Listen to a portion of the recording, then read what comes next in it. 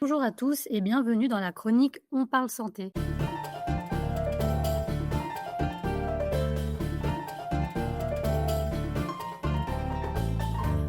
Aujourd'hui, on accueille un kinésithérapeute du sport qui va pouvoir nous en dire un peu plus et répondre à nos questions. Bonjour Nuno, comment allez-vous? Bonjour, ça va? Et toi? Super, merci. Pour parler un peu de votre parcours, est-ce que vous pouvez nous dire un peu quelles études vous avez fait? Voilà, qu'est-ce qu'il faut faire pour être kiné? Est-ce qu'il faut vraiment être bon en sciences?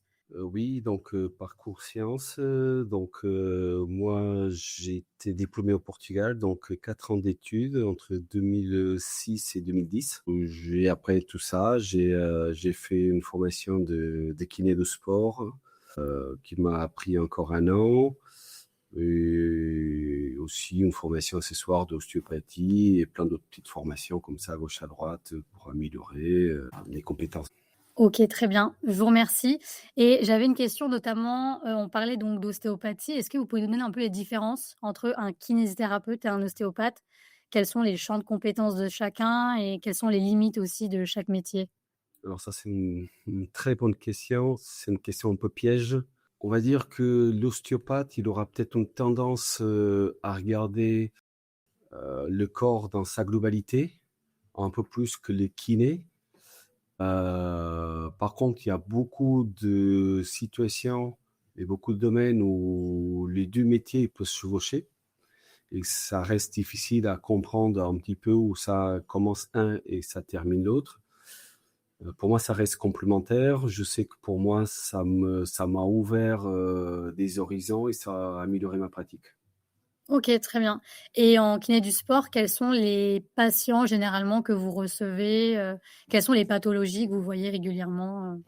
Alors après, ça va dépendre où on est, ça va dépendre, des types de sports qu'on reçoit. Je dans ma carrière, j'en ai eu un peu de tout, coureur, de foot, parce que c'est des sports qui sont très répandus dans notre région. Dernièrement, je suis avec une équipe de rugby, ça fait 4 ans. J'ai déjà travaillé, au Crêpes de Bourges, donc avec plusieurs équipes de France, gymnastique, BMX, handball, haltérophilisme, c'est assez particulier comme sport, mais champ d'intervention assez intéressant aussi. OK, très bien et ça fait combien de temps du coup que vous exercez, le métier? Donc depuis 2010, donc ça va faire 16 ans. 16 ans et en 16 ans, quels sont vos souvenirs, vos plus beaux souvenirs, de la kinésithérapie? Et bah, vu que j'ai rentré en kinésithérapie comme beaucoup pour faire du sport, pour être lié au sport. En étant sportif, on cherche toujours un petit peu ce maintien en activité au sein d'une équipe et on peut le retrouver en faisant, en étant kiné, donc avec d'autres compétences, pas d'être joueur, donc chercher ça et donc j'ai gardé des très bons souvenirs, des différents stages que j'ai fait avec plusieurs équipes, donc des événements en Crêpes, voir les différences, de chaque sport. Des sports qui m'ont beaucoup surpris, par le type d'entraînement, par le type d'organisation, par le type de contraintes liées à chaque exercice. Je dirais que peut-être aujourd'hui, bon, le rugby, il m'a impressionné par la force des impacts qu'on peut mener sur les entraînements et sur les matchs. Donc, les blessures, j'en ai des blessures assez diverses et assez rares. J'ai bien aimé l'haltérophilisme, de voir des jeunes filles, on parlait de l'élite française, mais des poids de 53 kilos qui soulevaient 2 fois leur poids, Ah très oui, impressionnant. en effet et il y a pas des douleurs justement, liées à ça, l'haltérophilie? Comment on Ah oui, le ouais. et alors, l'haltérophilie, ça va être surtout le problème de lombaire. Ça va être, plus lombaire, ouais, surtout lombaire. Déjà pas mal de problèmes, discopathie, parce que, tu vas pas soulever 2 fois ton poids, plusieurs fois Mmh. par jour sans avoir des problèmes. OK et comment vous les traitez du coup ces douleurs, ces pathologies? Alors moi, j'ai intervenu dans un stage, donc je les ai pas accompagnés sur une durée très longue, en fait, ils étaient très organisés, je le voyais, en fait, ils m'envoyaient un athlète, tous les 30 minutes, 45 minutes, je me souviens plus très bien. Et donc après, on traitait, les cas spécifiques, selon les besoins. Sur le cas, il y en avait aucune qui était opérée. Mais après, bah, ça va être la particularité après de chaque sportif, chaque sport et chaque individu. Un sport aussi où j'ai trouvé que ils étaient déjà très esquintés par rapport à leur jeune âge, c'était la gymnastique. Je trouve que D'accord. c'est un sport que soit tu performes, soit tu crèves. OK. Voilà.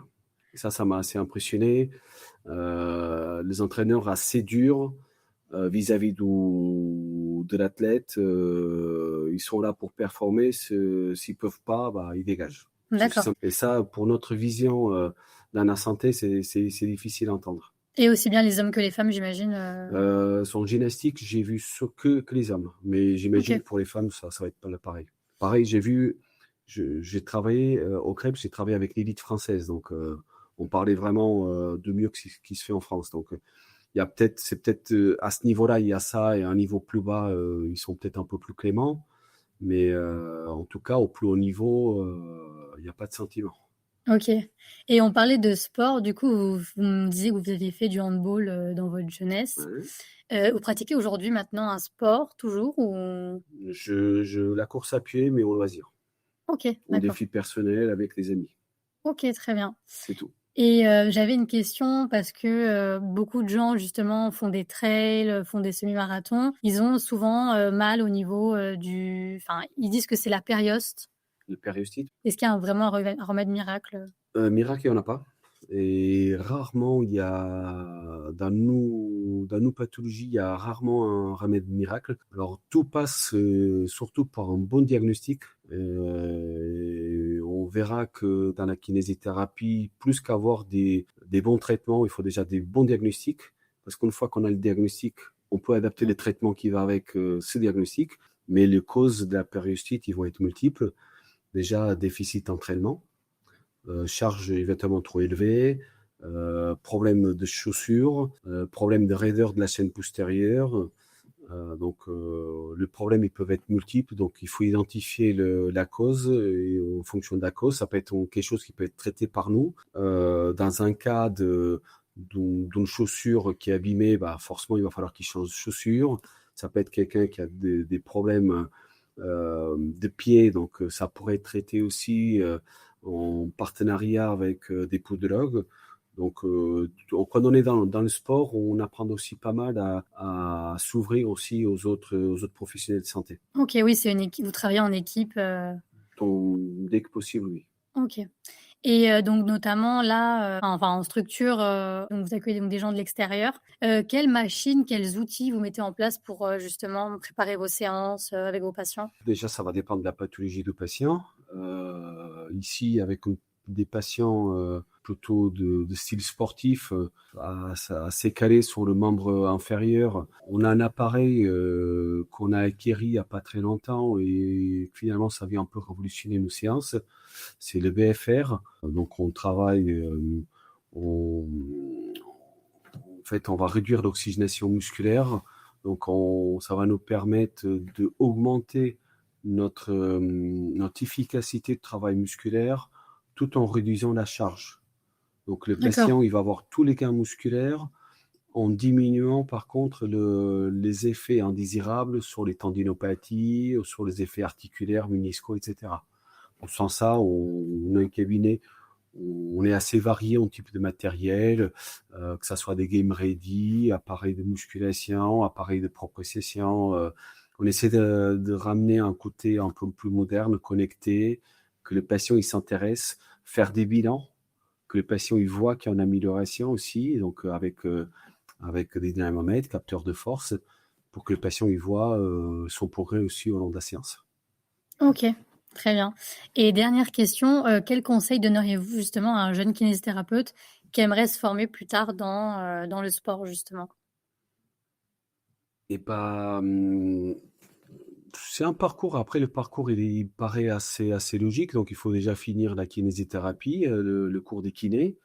Faire de la formation de kiné de sport, c'est peut-être conseillé, mais n'est pas forcément essentiel. On peut être très bon sans pourtant y passer par cette case-là. Je l'ai fait.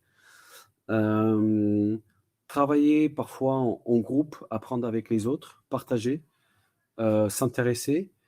Il faut mettre des heures, il faut pas y croire. Si on pense qu'on va arriver à 10 heures du matin et partir à 16 heures, et bah non, on va louper beaucoup de patients. Donc il faut mettre les heures. Il ne faut pas croire que les résultats ils vont arriver du jour au lendemain. Donc il faut être aussi ouvert à l'échec, apprendre avec l'échec, s'améliorer. Mais il faut passer des heures, il faut se faire un nom.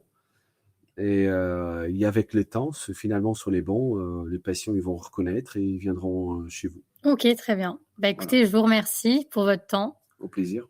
Au plaisir. Bonne journée. Bonne journée à vous. Merci, au revoir. Au revoir. Quant à nous, on se retrouve très vite pour un prochain épisode de On parle santé.